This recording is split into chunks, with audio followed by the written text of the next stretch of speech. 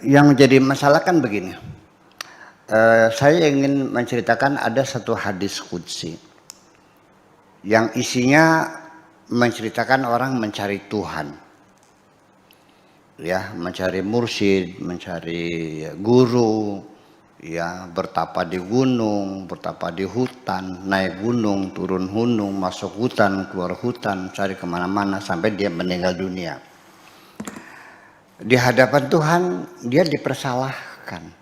Kenapa engkau mencariku ke hutan-hutan, mencari guru-guru, mencari lautan, nggak bakal ketemu. Anda salah jalan. Lalu dalam hadis qudsi dikatakan, andaikan engkau di dunia itu menyambangi tetanggamu yang sedang merintih kesakitan, kau bantu dia dengan obat-obatan, sejak dulu engkau sudah bisa bertemu dengan aku. Andaikan engkau datang, ya, melayat takziah kepada temanmu yang meninggal dunia dan engkau ikut menghantarnya ke kuburan, sejak dulu engkau sudah bertemu dengan aku. Selama ini engkau mencari aku salah jalan. Jadi di sini artinya bahwa ternyata ibadah sosial itu lebih mulus mengantarkan kepada Tuhan daripada ibadah-ibadah seremoni. Berzikir, berpuasa, ya kan begitu. Jelas akan menyentuh kemanusiaan kita. Karena aku ada di samping orang yang sakit itu. Ketika engkau datang mengunjungi orang yang sakit, engkau sudah sejak dulu ketemu dengan aku. Karena aku di samping orang yang sakit.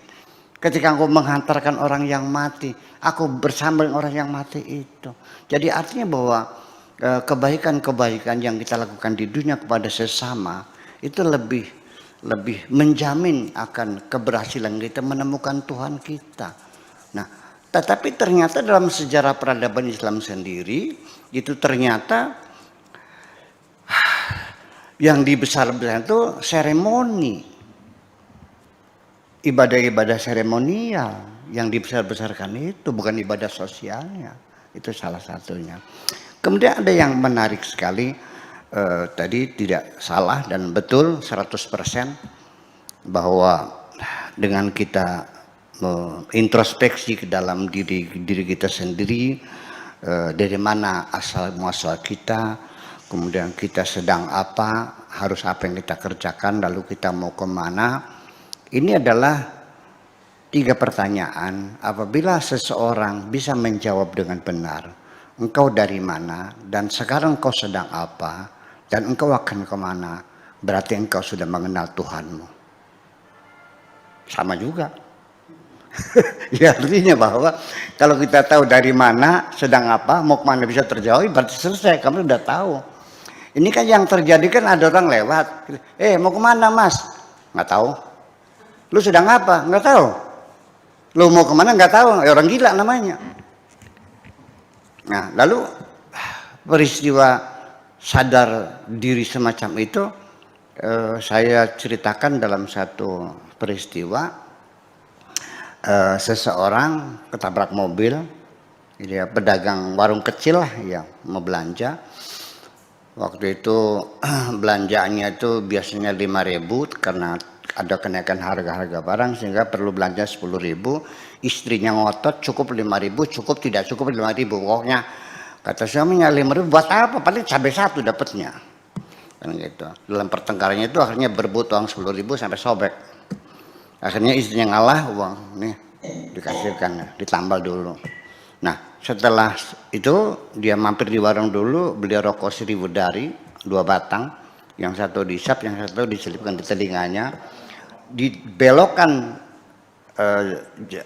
tikungan maut di Desa Keliwet itu ya, yaitu ketabrak ranjangnya itu, dia terpelanting oleh bus ya waktu itu sampai kepalanya membentur DMC, batu batas jalan raya itu. Dia pingsan di rumah sakit, 1 minggu dia koma, tidak sadar diri, diobati, setelah itu dia siuman, istrinya bahagia sekali, suaminya sudah siuman. Tetapi ketika ditanya siapa aku, si suami tidak kenal. Kamu siapa? Nggak kenal. Tapi dia sudah bisa makan, sudah bisa minum, sudah bisa cebok, sudah bisa berak sendiri. Akhirnya diobati lagi sampai karena neuro receiver terputus.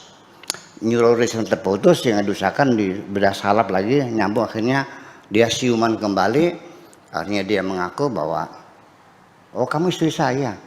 Iya, alhamdulillah. Kayak apa bahagia seorang istri, suaminya tersadar dari pingsan selama 15 hari itu, kenal dirinya.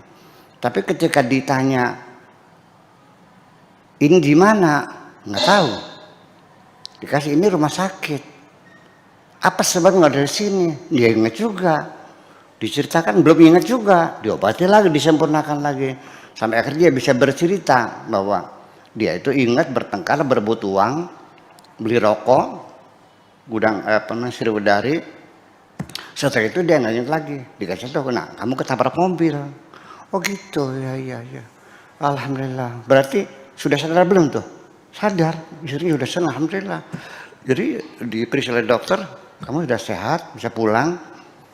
Ya, sudah kenal istri, sudah bisa mengingat peristiwa yang lama. Lalu akhirnya kata dokter, ya udah boleh pulang, semua biaya sudah ditanggung oleh perusahaan. Dan ini pulang silakan diantar dengan dengan ambulan. Begitu disuruh pulang oleh dokter, ini orang nggak mau pulang.